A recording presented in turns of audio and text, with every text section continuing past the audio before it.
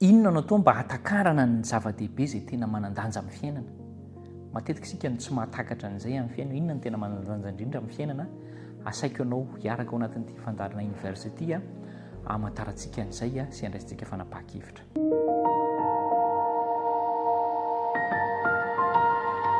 Faly isika isaorana Andriamanitra ara-baina am-pifaliana ihany koa ianao ny fahasoavan'ny Tompo sy ny fiadanany mombanao mandrakariva. Ao anatin'ireo hevi-dehibe tsika hoe avinavina say fanetretena, izy amin'ireo no arahantsika. Milohan'izay aloha dia andehantsika hiara hivavaka. Ray malalo, tario lalana izay hiala amin'ny avinavina. Ento izahay handeha hanetretena eo anatrehanao ary reseo lahatra ao amin'izany izahay mba tsy ho simba. Dia miaino anao izahay izao mitenena aminay mpanomponao amin'ny anaran'i Jesosy. Amen. Inona tokoa ary no atao amin'izay hoe tsy fahalalana ny zavatra manan-danja kokoa amin'ny fiainana izay? Ny fiainantsika dia ahitantsika hoe ty ny any tiako, izao ny ano ataoko. Ary izay zavatra izay hiheverantsika rehefa avy eo, za kosa nety ny nataoko na hoe ty aloha izy tsy nety ihany, fa hoe ny ahy kosa ny fiainako tena mety, milamina amin'ny itiavako azy mihitsy. Ny toko sy andininy fototra iainantsika moa zany aingatsika dia ny lioka toko 7:20. Ao milioka toko 7:20 io asaiko ianao andinika azy io indray mandritra an'izao fandiniantsika amin'ny herinandro ity izao misy an'ilay tantara mahakasika ny hoe mpanoradalàna anankiray fariseo izay nivavaka manokana ary misy ihany koa an'ilay mpanotany ilazana azy na mpamoretra ihany koa izay nanana fomba fivavahana anankiray ihany koa. Ao amin'io tantara io dia izao ilay mpanoradalàna sana fariseo no heverintsika efa tenenina, zany hoe ny mpitary-pivavahana no tena fototr'olana eto angamba ho isika, araka ny efa nandiniantsika azy teo aloha zany hoe izy ireny angeny manatsara teny, izy ireny angeny mihevitena ho mety, fa ny vahoaka tsotra na ny mpino-tsotra dia ireo manetry tena. Dia raha mbola zay zany ny fomba hijeren'ny maso azy dia mbola ny hafa ihany zay nijerenao fa tsy ny tenanao. Za zany mila mijery ny tenako hoe sokajy izy amin'ireo no misy ahy. Fa na ny mpianatry Kristy aza dia tafiditra tao anatin'ny nanjohan'ireo mpanoradalàna sy ny fariseo ireo tamin'ny fiarahany tamin'Andriamanitra. Anisan'izay niady ny olohany, ny avinavina ihany koa izy ireo, ny hevitena ho zavatra. Ry Petera zany, ry Jaona sy ry Jakoba sy ireo hafa na ry Jodasy aza dia samy tratra ny fiheverantena sy avinavina, fiheverantena ho zavatra sy avinavina daholo ary mbola niady an'izay ho ambony indrindra. Izany ny zavatra nisy na dia efa taty amin'ny andro nitondran'i Kristy azy ireo aza mbola sarotra tamin'izy ireo nanakatra n'izany lesona izany raha tsy efa lasa Kristy taty aoriana. Mifampialina ny mpianatra dia ianao ve milaza fa tsy hita amin'izao fotoana izao zany, na hoe tsy hita amin'ny olona mpiara-mivavaka izany fa mety ny mpitarika ihany angamba na ny mpanao politika ihany? Tsia, fa dinio ny fiainantsika tsirairay avy.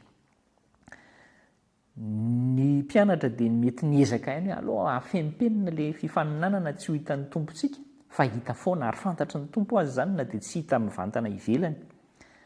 Ary dia nifanditra foana ry zareo, izay fifandirana izay mihitsy le mitondra elanelana ao amin'ny samy mpianatra, ao amin'ny samy mpanompon'Andriamanitra. Tsy maintsy mila fiovana isika raha ohatra ka te hiala amin'izany. Ny mpianatra dia nila fiovana teraka tao am-pony aloha.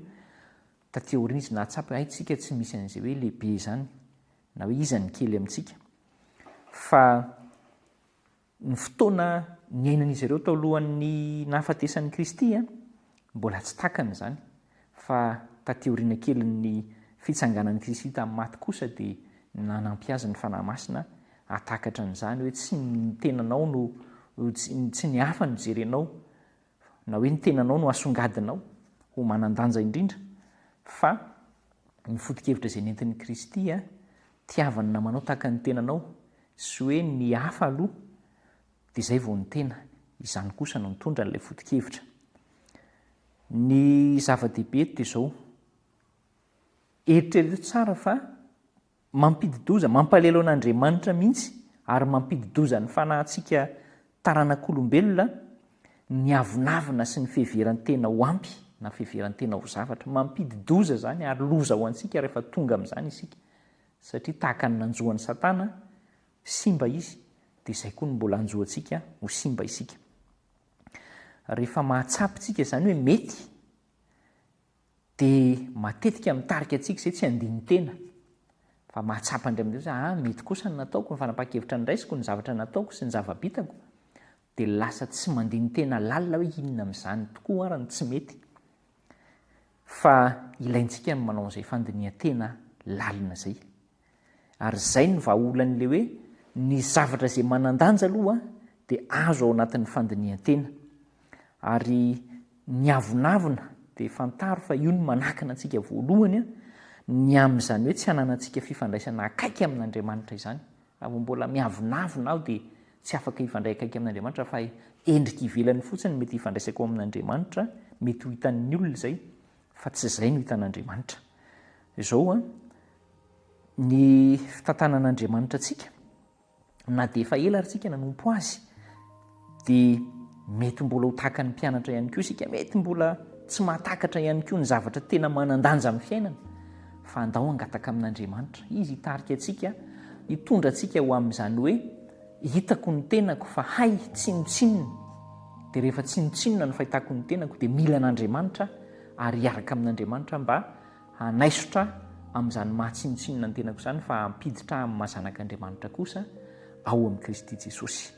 Fombantsika Andriamanitra ho tanteraka amin'ny fiainanao izany, hivavaka isika. Tompo, misaotra anao fa na dia verina aiza ny fahatakarana ny zavatra manan-danja indrindra amin'ny fiainana dia ampatsaivinao izany. Mila mandeha ny teny izahay ho ianao, mila mankeo amin'i Kristy izahay ka rehefa ampitahana ilay ohatra tonga lafatra sy ilay tsinotsinona na ilay mpanota dia anaiky ny mpanota hilefitra. Ento anao izany dingan'izany izay tsirairay avy mba hatanteraka ny filasantsara ho famonjenanay. Amin'ny anaran'i Jesosy no angatana izany. Amen.